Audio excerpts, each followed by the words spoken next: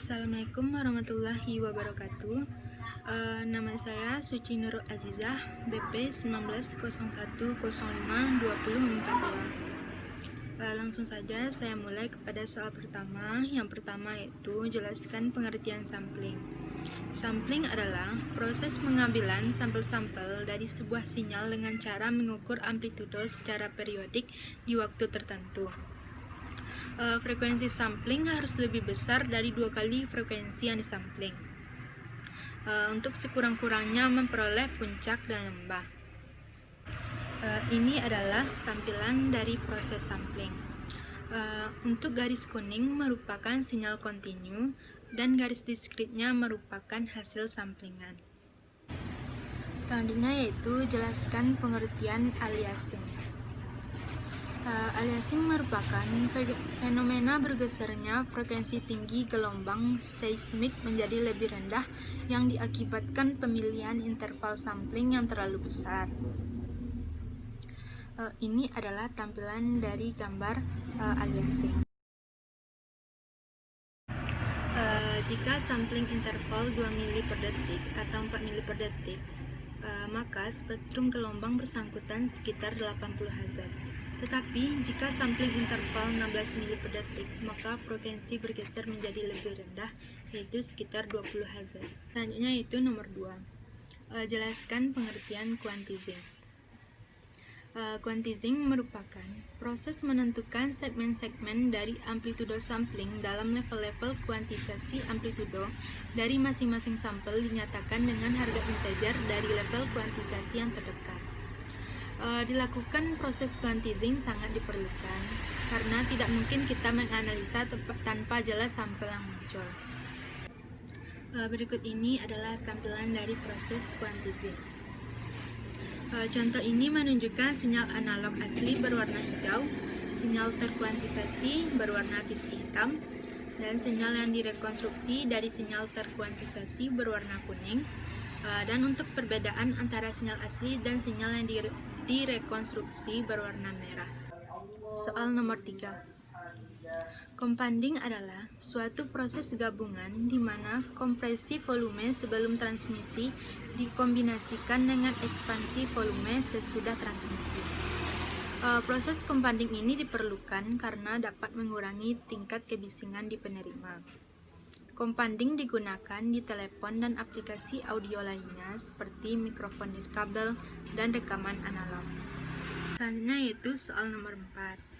Soal nomor 4 yaitu jelaskan penataan frame TDM, PCM 24 kanal dan 30 kanal. PCM adalah sinyal pump yang dikodekan dalam bentuk bit. Tahapan PCM sinyal analog lalu disampling menggunakan tahapan kuantisasi, lalu dicompounding dan untuk keluarannya ada urutan bit. Dalam PCM 24 kanal menggunakan 8 bit. Dan untuk setiap satu frame ditambah S bit. Jadi PCM 24 kanal dikali 8 bits sama dengan 192 dan ditambah 1 atau disebut dengan S bit, jadi 193. Dan untuk kecepatannya yaitu 1544 megabyte per second. Selanjutnya yaitu PCM 30 kanal. Ada satu frame yang dikhususkan untuk signaling. Pada PCM 30 kanal ini menggunakan 8 bit. Tiap sampel dikodekan dengan 8 bit. Dan bit dalam PCM 30 kanal sama dengan 32 kanal dikali 8 sama dengan 256 bit. Dan sehingga kecepatannya adalah 2048 megabyte per second. Untuk soal nomor 5 yaitu menjelaskan line coding dan kenapa line coding sangat diperlukan. Line coding adalah proses konversi data digital menjadi sinyal digital dan merupakan metode merubah simbol ke dalam bentuk lain untuk ditransmisikan. Kenapa line coding sangat diperlukan? Karena keluaran ADC hanya bisa dinyatakan oleh tegangan positif untuk bit 1 dan tegangan negatif untuk bit 0. Selanjutnya itu berikan contoh pada bit 1010001101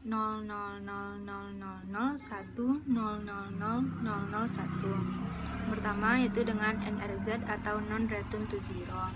Pada NRZ ini untuk bit 1 dinyatakan dengan positif, untuk bit 0 dinyatakan dengan datar atau negatif.